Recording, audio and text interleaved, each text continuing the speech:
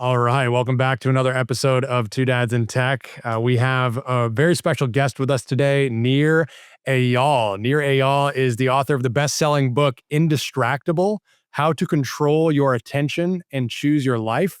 He's also the author of the best-selling book, Hooked: How to Build Habit-Forming Products. He has a newsletter he writes to over 150,000 people, and he's a LinkedIn top voice with over 360,000 followers.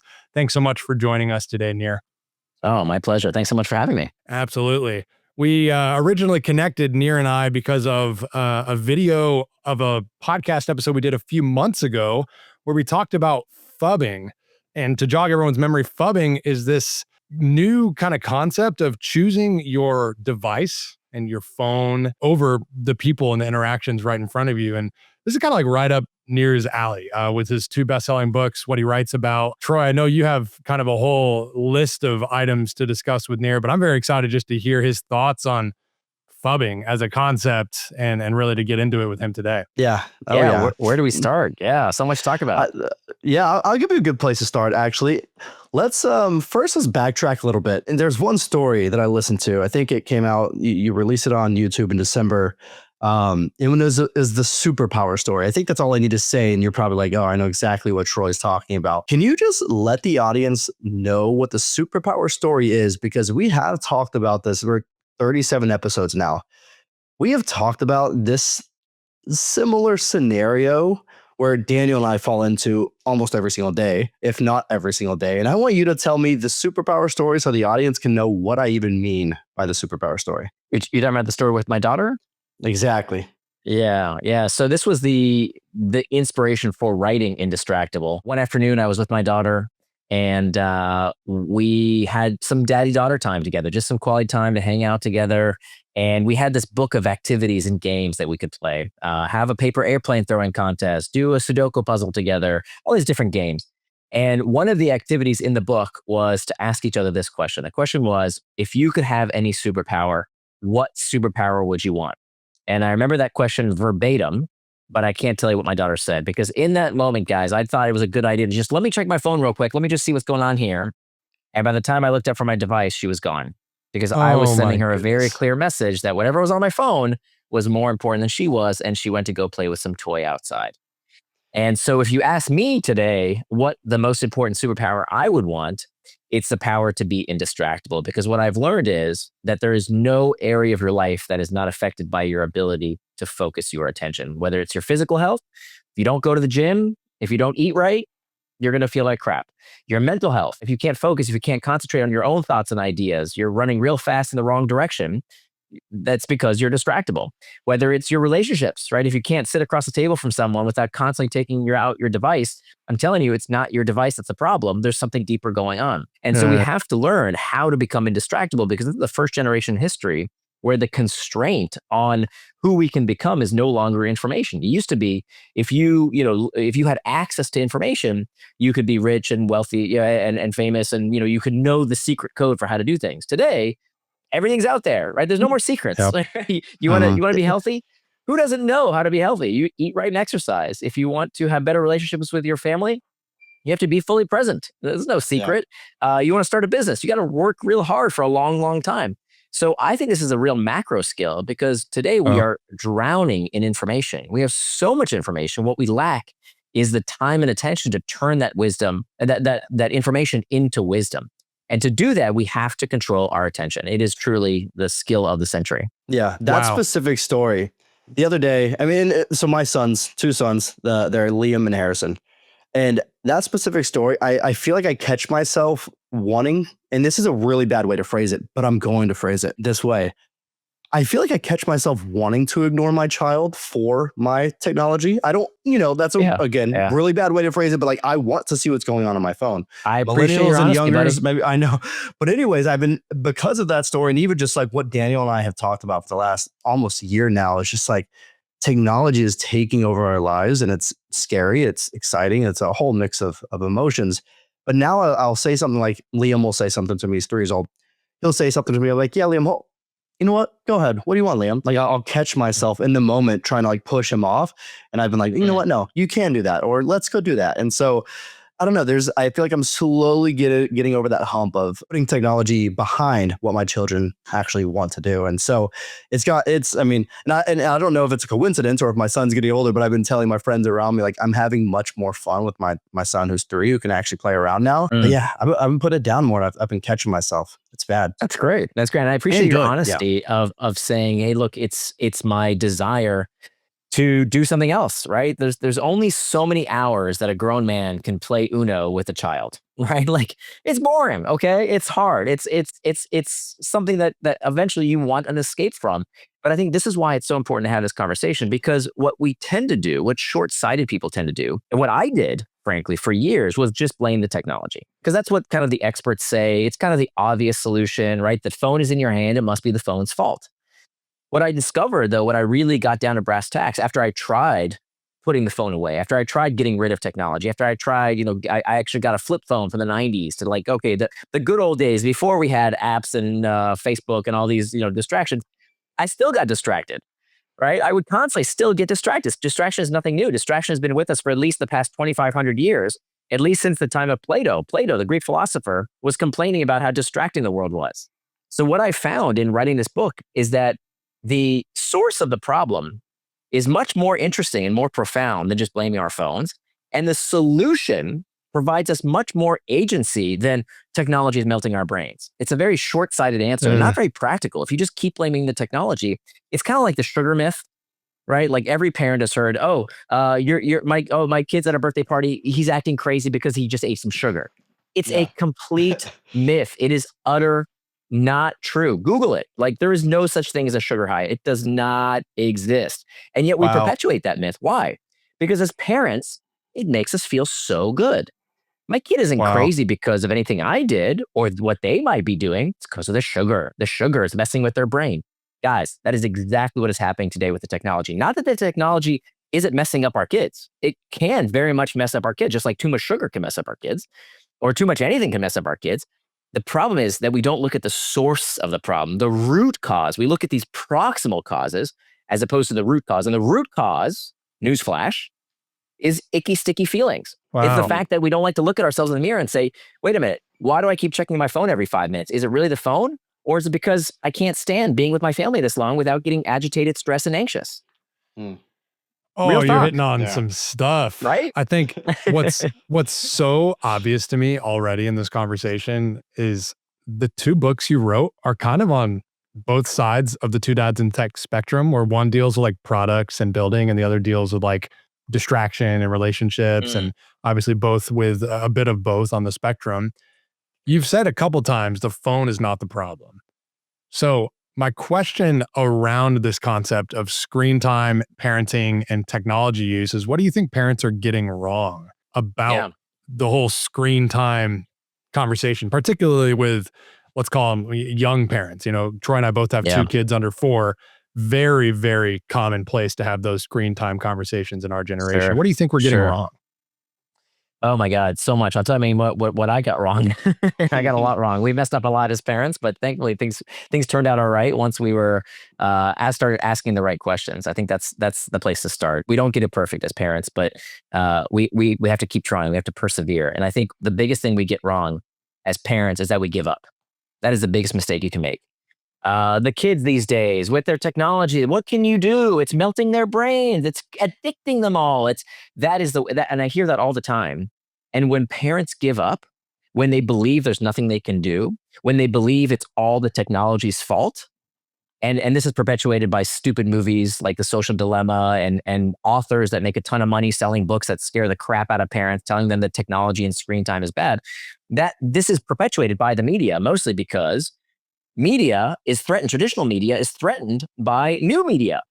You think the New York Times is trying to help you? You think they give a shit about how much time you spend reading the news? You think CNN or Fox News care that you're watching them too much? No, they're in the same exact business as TikTok and Facebook.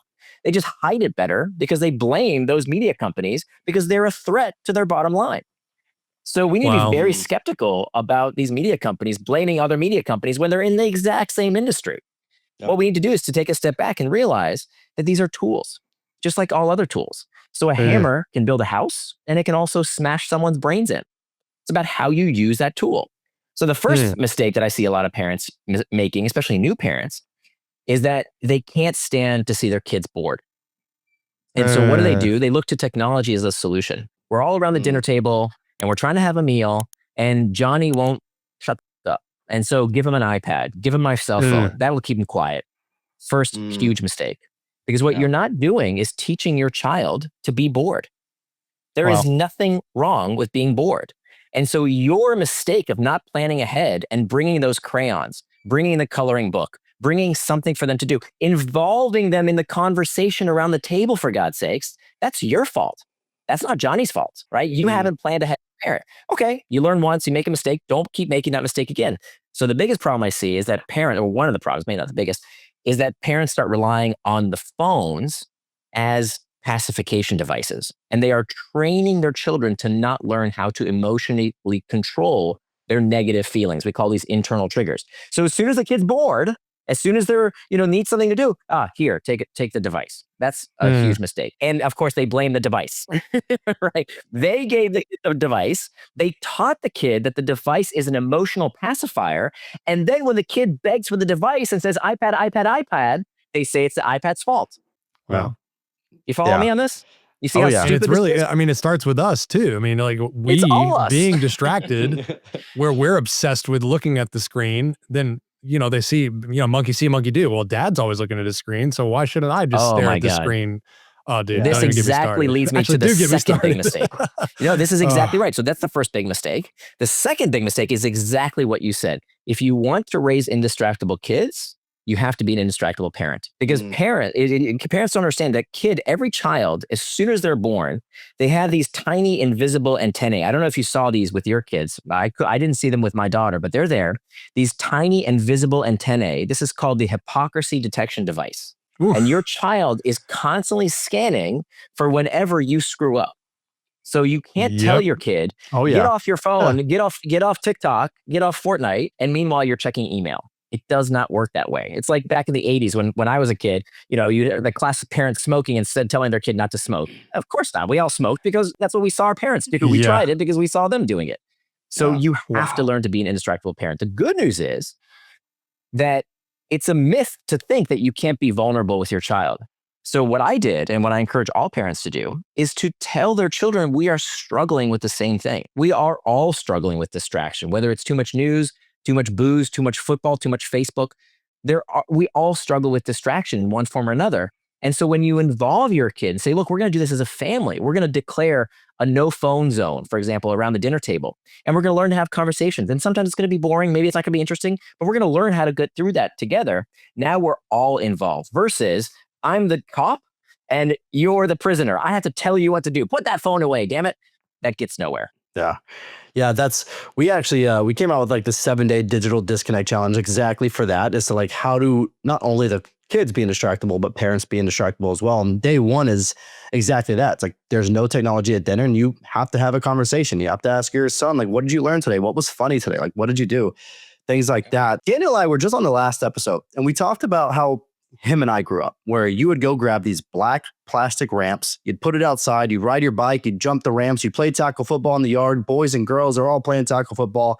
You'd go next door to the neighbors, you'd knock on their door. Technology wasn't as easily accessible then. Do you think you skipped the part where we went to the hospital and got stitches? That you forgot that part. That happened a lot in my life. Can you see my scar? I had it in my temple. Right there. Yes, the chin was popular. And that usually happened for like scooters or slipping on scooters, whatever. So that right? Yep, chin was popular. So that was like normal, right? Like I remember I broke my pinky rollerblading. That was normal. That's honestly it was a great time. But we were also talking about, do you think we're becoming so obsessed with technology that it'll almost like reverse back to the way things used to be, where it's like we want to go outside and play and have fun and get hurt? Or do you think we're just going down this dark path? Well, this okay, so let's start big picture, why kids are overusing technology, because there's a big difference between use and abuse. One of the things that kind of gets under my skin is when we when we think the problem is screen time. That's such an amorphous term. If my daughter is on her iPad, FaceTiming with her grandparents, that's screen time. That's wonderful. There's nothing wrong with that. If she's learning, she's learning how to knit or crochet. I don't know the difference. She's learning how to do that. That's wonderful. Yeah, it's on YouTube, but what's wrong with that? Like, she learned to play the guitar. I've never paid for a guitar lesson in her life. She plays beautifully. She learned it all on YouTube. So that's all screen time. Is that bad? No, it's awesome. It's wonderful. So we need to differentiate between, I think this again, very intellectually lazy myth of screen time bad, the old fashioned way good. That's kind of not nuanced, right? There's a lot to it. It's about what are you doing with your device, how much time you're spending on the device, who is using the device, and what you would be doing instead of using that device. I mean, think about it, right? We know one of the things we don't talk about these days is that the number of all the problems that used to be endemic to our generation are all at record lows. You know that all the problems like drunk driving, record lows, teen truancy, record lows, pregnancy, all-time lows, violent crime, all-time lows. All these things that used to kill kids are at all-time lows, with the exception of teen mental health issues. And there's all kinds of things we can unpack. Just the fact that we can identify mental health issues means there's more mental health issues because people are looking for it in a way that we weren't looking for them in past generations. But everything that used to kill kids today is at record lows. Okay, again, suicide, mental health, it's a more nuanced conversation. But all the bad stuff is at record lows. Well, why?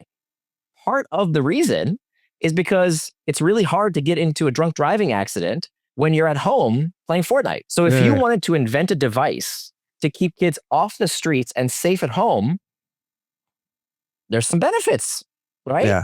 So the point here, it's not that, technology is great, everybody use more of it. It's nuance. It's nuance that intelligent conversations about this topic need to be more complicated than just screen time bad, old-fashioned good.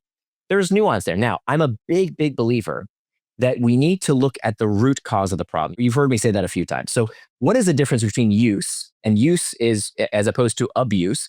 We know that 3 hours or less of age-appropriate screen time has no deleterious effects. There hasn't been even one study that has shown that children, I think it's above 6 years old, that that 3 hours or less of age appropriate, right? Of course, you're not going to show your children everything that's available on the internet. It has to be age appropriate. As long as it's age appropriate, 3 hours or less, no deleterious effects. We've never found any. Wow. Now, where we start getting into deleterious effects is with the 4 hours, the 5 hours, the 6 hours, and frankly, anything that you were doing for 6 hours a day, there's some problems. And those problems tend to be what we call comorbidity, that you never see a child who is using technology 6 hours a day, who's a perfectly healthy, stable, normal, great family, great friendships, everything's hunky-dory household. If a child is using their device for 6 hours a day, there is always a comorbidity. There's something else going on. There's anxiety in the household. There's ADHD. There's OCD. There's abuse. There's something happening that's causing them to look for escape from real life in the virtual world. And so what's happening these days is that children are starved of these 3 psychological nutrients. And let me give kind of a framing of the deeper psychology that my research involves. So there's a theory of human flourishing and motivation called self-determination theory.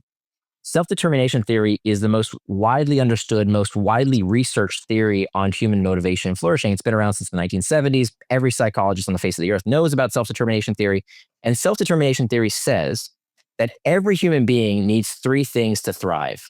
You need a sense of mastery, autonomy, and relatedness. You need those 3 things. But when you think about children's lives today, they are starved for these 3 psychological nutrients. Just like we have macronutrients for our body, carbs, fat, and protein, we need mastery, autonomy, and relatedness for our psychological well-being. By the way, I hear a bird or a squeak or something. Is it a squeak? I was going to say, I feel like my chair is squeaking. But it might be your chair. I can hear it through this. Okay. Yeah, I don't know what that is, but yeah, it must be your chair. It'll probably not get into the audio, by the way, but I bet it's very frustrating. I can change my chair, but I thought it was someone's like smoke detector or something. I thought it was me, but I don't think it is. No, it must be Troy. Yeah, I think I hear it. Okay, keep going. All right, no worries. So let's talk about these, because this is really at the core, the base of why kids overuse. So let's take mastery. Mastery is the sense that we have control, that we have agency over what we're doing, that we can get better at something. And when you look at when teen mental health, children's mental health really started taking a nosedive, not only does it correlate with devices, it also correlates with the No Child Left Behind Act that mandated Interesting. that children are constantly tested throughout the year. In some districts in the United States, children are tested on standardized tests up to 11 times a year. So what message does that send certain children if they're constantly told on every test, you're not competent, you don't know what you're doing, you're never going to gain mastery? They're constantly told they don't know what they're doing. And that's a really crummy feeling. Nobody likes to feel stupid. And so what does that do? If I'm not getting a sense of mastery and competency offline in the real world, well, I can go online, right? Fortnite and Roblox and these games, Minecraft, they make me feel competent. I feel like I can do something. I can master my environment. It's very enticing. And then we look at autonomy. We know that this is the most regulated generation in history. Did you know that children today have more rules and regulations placed on them than an active duty service member and more than an incarcerated felon? That there's only 2 places in society where you can tell people where to go, what to think, what to eat, who to be friends with, what to dress, how to dress, and that's school and prison. And so is it any surprise that when you put people in cages, they behave like animals? And so we are so hyper-regulating kids today. It used to be, like you said, come home from school, you hang out, right? Like you go outside, you go to the 7-Eleven, you just walk around the neighborhood, you find your friends. Today, if you have money, well, you send your kids to swimming lessons and taekwondo and ballet and Mandarin and all these extracurricular activities. They're hyper scheduled. And if you don't have money, what do? You put your kid at home and you lock the door and you tell them to sit there. Well, what the heck is a kid going to do? Because the media has scared the crap out of us with stranger danger. This stuff is completely ridiculous. This is the safest time in American history to be a child. You know, the kidnappings of the 80s and 70s, those are long gone. Those almost never happen anymore. The rates are way down, partially because parents keep their kids at home. Nobody wants to go outside because they're so terrified. And so if they don't have mastery, they don't have autonomy. Finally, relatedness. If you don't have that ability to hang out with other kids, you know, we know that play is the most important thing you can give your child for psychological well-being. But kids just don't have time to play anymore. And that's what they're really missing. Play is different from an activity, right? Play is when you are interacting with your peers without the gaze of coaches and parents and teachers, because it's only during play that you learn your place in society. If a child acts in an antisocial way, their friends tell them, hey, stop being a jerk or I'm not going to play with you, right? That's very different from a parent or a teacher saying, stop hitting Billy and say you're sorry. No, kids don't respond to that. Kids respond to their peers because that's how you learn your place in a group. But if you don't have time to play, what do? You look for relatedness online when you're not getting it offline. And so of course you're going on social media. Of course you're playing these video games. Of course you're interacting with other people because you're desperate for that social connection. Like parents who tell me, oh, my kid won't get off Fortnite. I say, have you ever played Fortnite? You think it's a video game. It's not a video game. It's a way to connect with your friends. That's what they're desperate for. But what's amazing, and if you take a step as a parent, if you take a step back and ask yourself through that lens, how can I give my kid competency, autonomy, and relatedness? It's not that hard. You plan for free play, right? You find other parents who will find time in their schedule to let their kid have free play. And it's amazing. We did this with my daughter as she grew up. You know, every time you think, oh, my kids are obsessed with their devices. And yet every time she had the opportunity to play with another kid and actually do something together, she would always prefer that over her device every single time. So how do you approach the conversation of homeschool versus public school versus private school, considering all of the different social components that you said are so important to that childhood's life? Oof. So did we talk about homeschooling before? I can't remember. I don't think we did. So we homeschooled. Okay. So we homeschooled. We haven't, but we knew that. Yeah. No, but we knew you did. And so we wanted to understand what your take is there. So Daniel, great question there. Yeah. So okay, I'm hesitant to tell you more about homeschooling. I'll tell you everything, but I understand that it is a luxury that not everybody can afford. I work from home. My wife and I work together. So homeschooling was something, and we only have one kid. So it is not something that everybody can do. And it's not something like, unlike the stuff in Indistractable, I think everybody could do. The most important chapter of Indistractable is how to raise indistractable kids. Step by step, anybody can do it. The only thing that's in your way is laziness. It's just not reading the book and actually putting it to use. It will change your life. Homeschooling is a little bit different because not everybody can afford to homeschool. And I understand that. But I will tell you, it was the best decision we ever made. The first best decision we ever made was to have our daughter, was to have a child. That was amazing. But homeschooling really changed our relationship, because what I realized is that so many things that I thought were endemic to childhood, I have come to believe are caused by schools, are caused by institutional learning. When you take a step back, it's important to realize that our current system of schooling, we think it was the way it's always been done. We think it's natural. We think it's normal. And anybody who does anything different is weird and different. But you got to remember, the institutionalization of learning, that is brand new. That's like 150 years old. So what have people been doing for 200,000 years of human history? They didn't, Mozart was not sent to a classroom with 30 of his peers. Newton was not sent to some dingy room where a barely educated teacher who can't wait for the clock to run out was trying to keep 45 kids in order. That's not how these geniuses learned. They learned through tutoring. They learned by watching adults and acting more like adults. And so when people met my daughter, even when she was young, they were blown away by how mature she was. You know why she was mature? Because she looked at adults all day.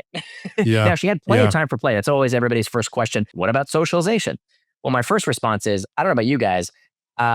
Public school for me was not a bastion of positive socialization. There was bullying. We could have a whole cliques. episode about this. Yeah. Oh my God. And why? I have it's what I said earlier. worst experience in public schools. Exactly. Yeah, it's funny. So My wife had frankly, a great experience, so we level each other out. But yeah, I hear what you're saying. It's just it's not that people never have good experiences. It's that there's a huge variety of experiences. And so to me, I was, we definitely, we can talk about how we gave her the opportunity to be with her friends. What we did to solve that socialization problem was we gave her another place to interact with kids. And that place was, we found a trampoline park very close to us, and she was there 6 days a week. I love that. And she, unlike in school where your friends are whoever just happens to be luck of the draw in the classroom, and you better be friends with those kids or you're going to be ostracized, she could do what people do in the real world, which is pick her friends, right? It's kind of crazy that we force kids, like, this is who you're going to be friends with, whether you like it or not. That's not real life, right? In the real world, if you don't like somebody, you don't hang around with them. Right. It's your choice. Yeah. And so that's how she socialized. And she has, thankfully, tons of friends. I love that. Yeah. We've talked about that. I've always wondered how you socialize through that homeschooling setting. Let's switch gears real quick. We've talked a lot about being distracted, but I also know that you use AI. Sorry, there's a mosquito that's like if you see me distracted, it's because I'm trying to kill this mosquito. You have to be indistractable, Nir. Yeah, distractible. Come on. I literally just saw like a little, I think it was like a fruit fly around. I did the same thing. I'm like, get out of Sorry about that. No worries whatsoever. So I know that you use AI. I think you mentioned you use it to beat writer's block. You use it for taking notes and everything. But from a broader perspective, how do you think AI will change parenting? Okay, so I think there's the short term and then there's the long term. So Paul Virilio, the philosopher, said that when you invent the ship, you invent the shipwreck. So every great technology is going to cause problems, right? Every good has bads. And so there's no doubt that there's going to be a lot of bads in the short term. And we're experiencing that right now, right? Kids cheating on tests and this and that. And that's because, frankly, we haven't adapted to this new technology. And what we have always done with a new technology is that we adopt and we adapt. We adapt our norms, our manners, our ways of being to a technology, and then we adopt new technology to fix the last generation of technology. So right now we are going through this transitory phase where we're figuring out, hey, what is the role of AI in our children's lives? I think long-term it's going to be amazing, because longer term, and we've already started seeing the green shoots of this already happening, longer term, we are going to go back to the natural way of learning. I believe that the natural way to learn is through the apprentice model, is one-on-one. I mean, if you look at the greats of history, the thinkers, the doers, the makers, these people had tutors. That's how they learned. They didn't sit there and, have a sage on the stage that talked at them and 30 other kids and spend half the time writing kids' names on their boards and punishing and disciplining. That wasn't, that's an environment that's very not conducive to learning. Instead, what they had was a caring person who wanted to see them succeed and could adjust their learning to their proficiency. And I think that's what we're moving to. We will be very soon here, hopefully, within this generation, where people, I think, what if we're smart, what we'll do is reform school into, you'll have like a guidance counselor type person, and that person's job is to help remove roadblocks from your path. And then we'll have a classroom will be kind of turned on its head a little bit, where you'll have an AI tutor who will help you get to where you're trying to go. And I hope it's through experiential learning, right? As opposed to memorize all this junk so that you could regurgitate it on a test and then forget everything you just learned. It'll be, hey, what do I need to know in order to accomplish a project? So for example, my dream is as like, take the sciences, right?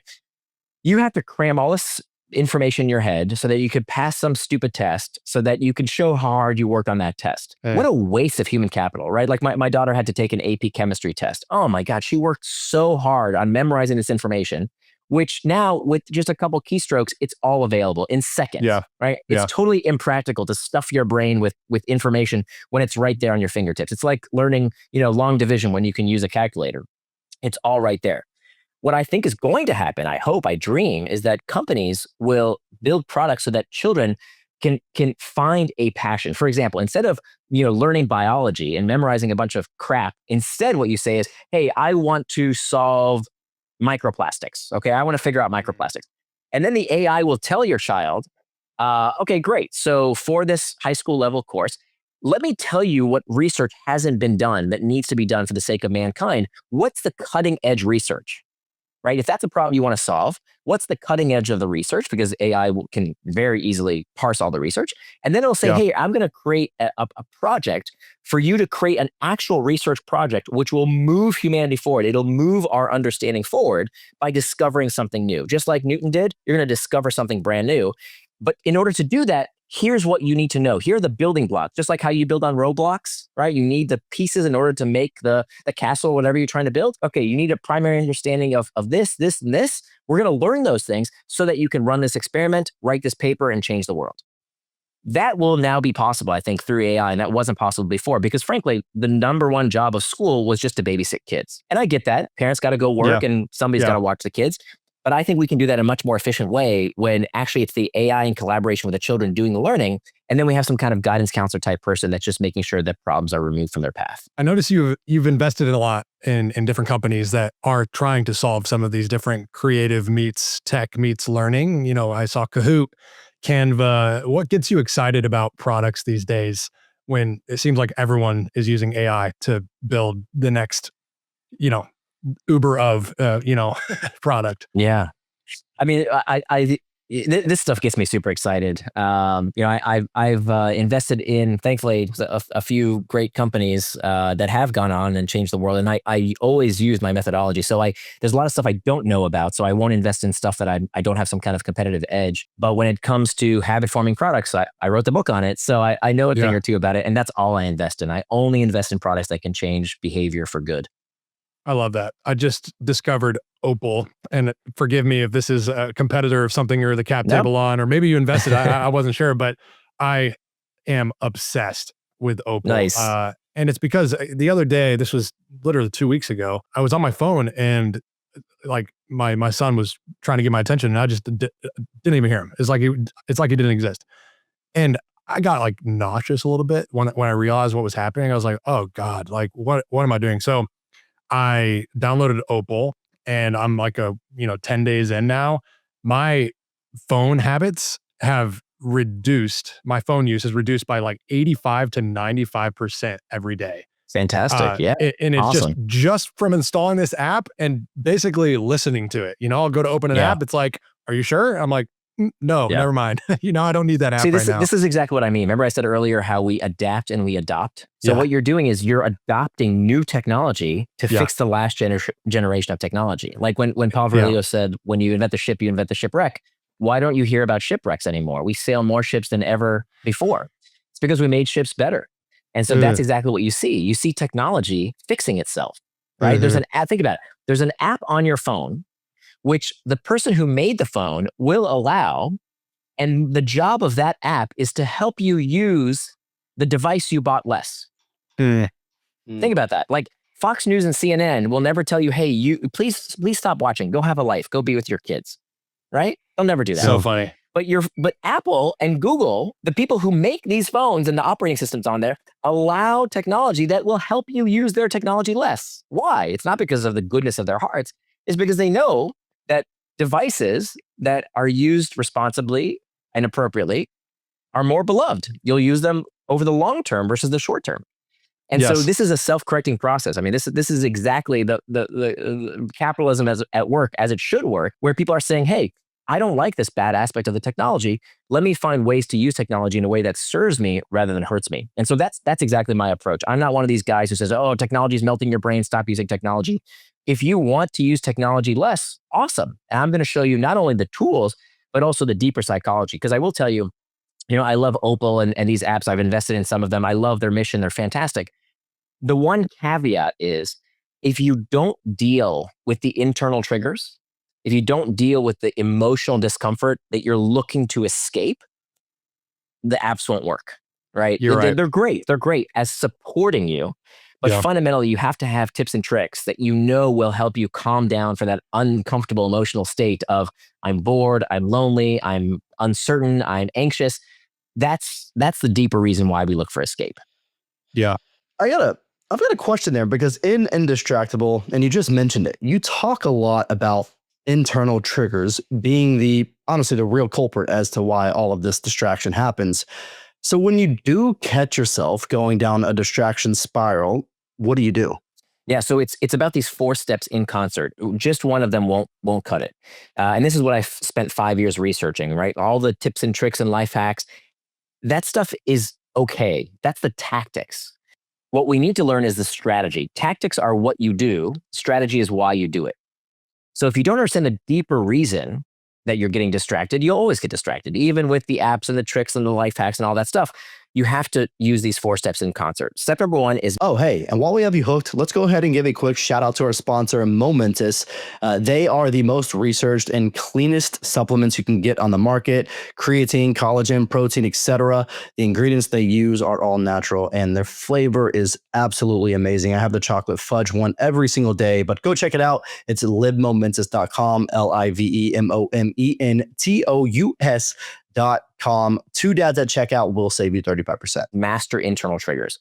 So you need to have a tool in your toolkit ready to go that says, okay, when I'm bored, when I'm lonely, when I'm uncertain, when I'm anxious, what will I do? Will I drink it away? Will I scroll it away? Will I watch football on TV to get it away? What will I do with that discomfort? Or can I find healthy ways to lead me towards traction rather than trying to escape it with distraction? Okay, so that's step number 1. Step number 2 is making time for traction. Traction is the opposite of distraction. And you can't call something a distraction unless you know what it distracted you from. Super, super important. You can't call something a distraction unless you know what it distracted you from. So if you look at your calendar and you've got nothing on it, what are you complaining about? Right? You can't say you got distracted unless you know what you got distracted from, which means unless you're a child or retired, you got to plan your day, right? That's part of being a grown-up. And what I want you to plan that day is the fun stuff. I don't want you to play, be a robot and say, oh, I'm only going to do productive stuff all day long. No, I want you to plan time for watching the big game. If that's what you want to do. If you want to have time to be with your buddies, put it on your calendar. You want to play video games, put it on your calendar. This is actually one of the best parenting tips I can give folks is if your child is using their device too much, it's probably because you're not planning the time for them to use it. When you sit down with yourself or with your child and you say, hey, let's take out a calendar among all the other things you want to do in your day, be with your friends, do your homework, you have to do chores, all these responsibilities you have. How much time do you think is reasonable to spend on your device? How much time do you want? And by the way, we did this with my daughter. We actually asked her this question. I thought she was going to say all day long. That's not what she said at all. She said she wanted to watch 2 episodes. Well, back to what we said before, 3 hours or less of age-appropriate screen time, that's no problem. Yeah. So by giving her the responsibility, by giving her the autonomy that we talked about earlier, one of those psychological nutrients, to monitor herself, I said, hey, look, I'm not going to be the cop here. I'm not going to tell you when it's time. How will you monitor yourself? And so she came up with a way. She uses a little timer. She times herself for 45 minutes. She watches 2 episodes. That's it. And I'm not the bad cop anymore. And now I've taught her this essential skill. Remember, we're not raising children. That is not our job. We do not raise children. We raise future adults. And so if you just play the bad cop all day and police your children, you are not teaching them the skill. You are stealing the skill of self-regulation. And so Wow. that's her job, not mine. And for me as well. So now I have a time box calendar. It's a life-changing practice, a time box calendar. We have a schedule sync with the members of my family where we look at, and this is all in the book, by the way. I know I'm talking a lot, but it's all in the book. The third step is to hack back the external triggers. So it's true that almost all of our distractions begin from within. Those internal triggers account for 90%, but there's still this other 10% of all the pings, the dings, the rings. We have to take care of those as well. So that's where we get into more of the life hacky type stuff of adjusting your phone, adjusting your computer. That's kind of kindergarten stuff. Anybody can do it in about an hour. It's very, very, very simple. The more distracting stuff is what happens when it's your kid that's a distraction. You're trying to do some work, right? And your kid comes up and taps you on the shoulder, or meetings at work you didn't need to attend, or emails that you didn't need to respond to. Those are also external triggers, and we got to deal with those one by one. I show you exactly how to do that in the book. And then last, the fourth step is to prevent distraction with pacts. A pact is when we have this safeguard, this firewall against distraction, that if everything else fails, that prevents us from going off track. So this is the 4 steps of the Indistractable model. Master internal triggers, make time for traction, hack back external triggers, prevent distraction with pacts. And when you implement those 4 strategies, anybody can become indistractable. For those listening, he's talking about Indistractable, how to control your attention and choose your life. We highly recommend getting the book. There's another book he also wrote, Hooked, How to Build Habit-Forming Products. Nir, this has been such a valuable conversation. This is one of those conversations that, even though I was in it, I'm going to go listen to it like 5 times after we're done recording, because I'm like, I feel like there's just a wealth of knowledge here. And I wanted to kind of bring the ship here for a landing. But before we did, I want you to give us one tip for product builders and one tip for parents, because I think that hits kind of both of your unique skill sets. Sure. Okay. So for product builders, so the reason I wrote Hooked and Indistractable, Hooked is about how to build healthy habits. It's about how to build good habits, right? It's about, I worked with Duolingo to help people get hooked to language learning. That's cool. Fitbod uses the Hooked model to get people hooked to exercise. Those are the kind of companies that use the Hooked model. The gaming companies, the social media companies, I've never worked for them. They already know these techniques. Who do you think I stole these techniques from? Right. So that's why I put this in the book. I want to democratize these tactics. So the best thing I can tell the product makers out there is that you have to prioritize engagement over growth. And a lot of product makers out there, they're so obsessed with growth that they prioritize, everybody wants to go viral. They want, they want self-sustaining growth. And and I think that's a big mistake, because growth without retention is a leaky bucket. Because you can always buy growth. You can always buy growth. You give a bunch of money to Meta or to Google or to, television commercials. You can always buy growth, right? You cannot buy engagement and retention. Retention must be built into the product, right? You can't buy it. You have to design it into the product. So before you spend a lot of money trying to grow your product or service, you have to make sure that it's habit forming. You have to make sure that people want to come back and use it time and time again. So that's for product makers. For parents, wow, we've talked a lot about for parents. I think the best piece of advice is to become an indistractable parent yourself. We talked about those 4 steps. It's the same exact 4 steps we use with our children, teaching them how to use those 4 steps to become indistractable.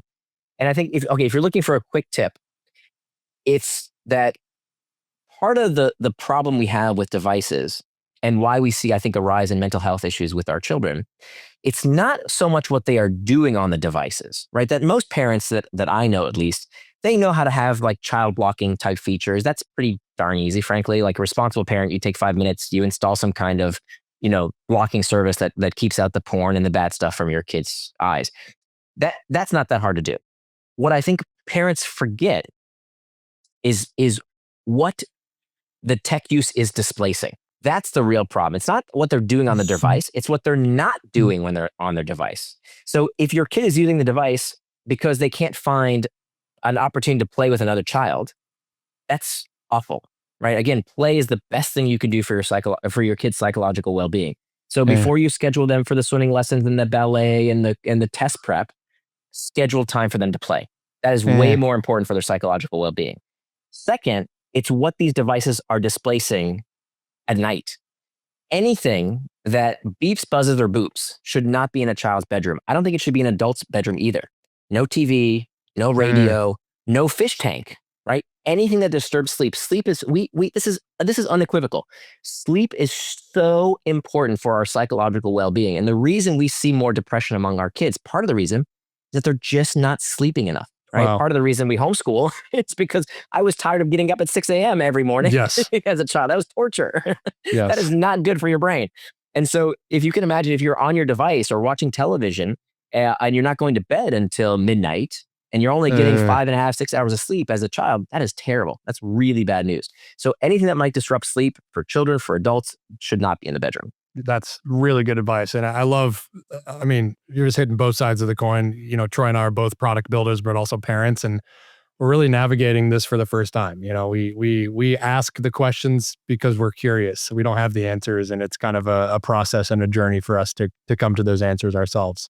Totally. And that's why I wrote this book, by the way. I was the most distractible person on earth. I needed help. Yeah. Hey, Nir, before Daniel signs us off, I have one somewhat of a random question. So you wrote Hooked. If you think about it, it's a book about getting people addicted to using technology or a product. And then you wrote Indistractable. That's, hey, let's not be addicted to using technology or being distracted. Did one inspire the other, or was it just like two philosophies that you just wanted to marry together? Yeah, you're breaking my heart here, bud.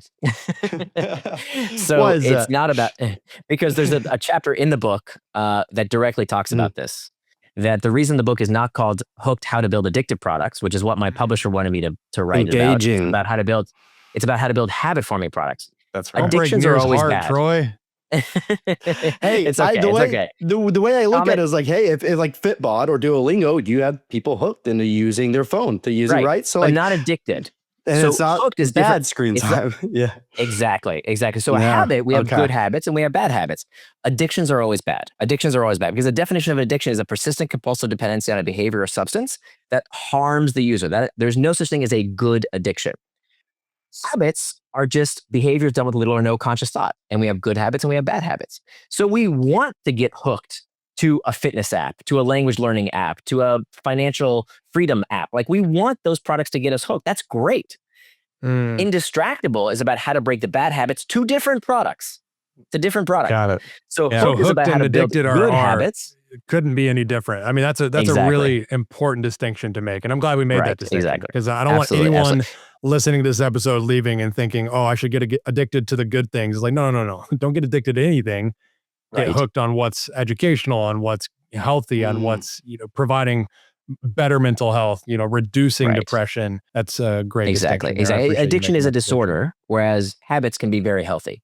So what I wanted people to do is to build the good habits with Hooked, right? I wanted to steal the secrets of the social media companies and the gaming companies so the rest of us can build products to get people hooked. But then I also wanted to help people disconnect and stop getting distracted from the things that they felt they are overdoing. Okay. Love that. That clears it up. I mentioned it a couple times. I'm just going to say it one more time for the listeners. There's two books: Indistractable, How to Control Your Attention and Choose Your Life, and Hooked, How to Build Habit-Forming Products. You can find Nir on LinkedIn. You can find him at his newsletter to 150,000 different subscribers. Nir, is there anywhere else you want the listeners to know about that we can find you other than, where you live? It, yeah. I don't live anywhere right now. We're kind of going all over the place at the moment. But my website is the place to go, nirandfar.com. And a little sneak peek, I'm actually publishing a third book in March. So stay tuned for that. That one's called Beyond Belief. I'll have to come back on the show and talk about that as well. Yes, please. Which delves into the deeper reason why we don't do what we do. It turns out that beliefs are the backbone of our behavior.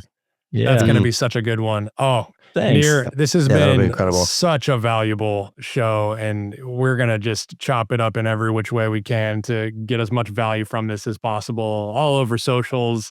Troy, can you sign us off? I think this is a great place to stop. Yeah, well, Nir, first and foremost, thank you so much. And I love your website name. It's one of the most clever things ever. But yes, go check out Nir. Listen to everything Daniel just said about where to find him, and go to Two Dads in Tech to listen to this episode. It's also on YouTube, Spotify, Apple Music, or Apple Podcasts, whatever they call it. And yeah, Two Dads in Tech, rate us 5 stars, subscribe.